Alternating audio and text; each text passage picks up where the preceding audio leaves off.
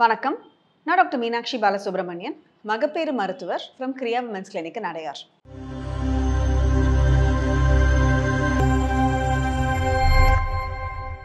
High resistance flow uterine artery இது நிறைய நம்ம காமனாக அந்த ஒரு 5th மந்த்லேயோ இல்லை 3rd மந்த் ஸ்கேன்ஸ்லேயோ நம்ம இதை பார்க்கறதுக்கான சான்ஸ் இருக்குது.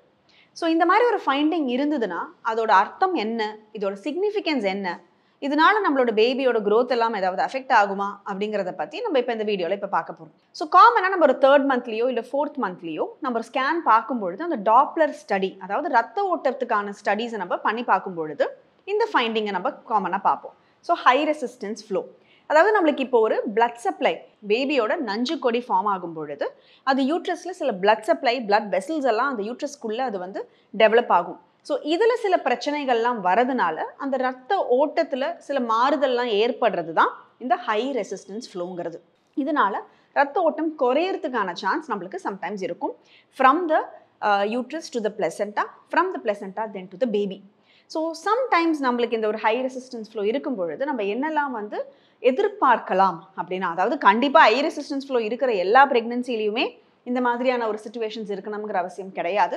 நம்ம என்னெல்லாம் எதிர்பார்த்து நம்ம ஒரு ஆன்டிசிபேட் பண்ணி அந்த ப்ரெக்னன்சியை ஃபாலோ பண்ணுவோம் அப்படின்னா, ஒன்று இட் கேன் பி பிற்காலத்தில் உங்களுக்கு ஒரு 30 வீக்ஸ் அந்த மாதிரி ஆகும் பொழுது ப்ரெக்னன்சி இன்டியூஸ்ட் அந்த ஹைப்பர் டென்ஷன், ப்ரீஎக்லாம்சியா மாதிரி ஒரு சிச்சுவேஷன், அதிக பிபி வரதுக்கான சான்ஸ் இருக்கலாம். இல்லை பேபிக்கு ஒரு க்ரோத் கம்மியாக இருந்து அந்த ஃபீட்டல் க்ரோத் ரெஸ்ட்ரிக்ஷன் சொல்லுவோம். ஸோ உள்ளுக்குள்ளேயே நம்மளுக்கு பேபியோட க்ரோத் அந்த ஒரு வீக்ஸ் அளவு இல்லாமல் கொஞ்சம் குறைவாக இருக்கிறதுக்கான சான்ஸ் இருக்கலாம். இல்லை பேபியோட வெயிட் கொஞ்சம் குறைச்சலாக வரத்துக்கும் சான்ஸ் இருக்கும்.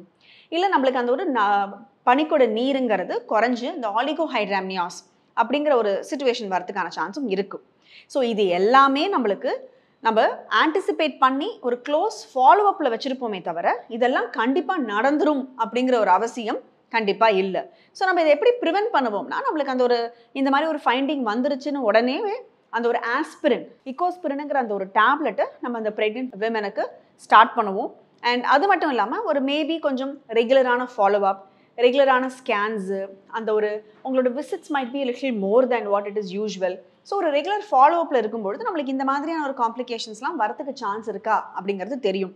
இல்லைனா நிறைய ப்ரெக்னன்சியில் பார்த்தீங்கன்னா இது ஒரு இன்சிடென்டல் ஃபைண்டிங், அதாவது நம்மளுக்கு ஒரு ஸ்கேன் பண்ணும்பொழுது ஒரு இன்சிடென்டல் ஃபைண்டிங்காக இருக்குமே தவிர இதனால கண்டிப்பாக எல்லா ப்ரெக்னன்சியிலும் நான் சொன்னதெல்லாம் நடக்கும் அப்படிங்கிற ஒரு அவசியமும் கிடையாது.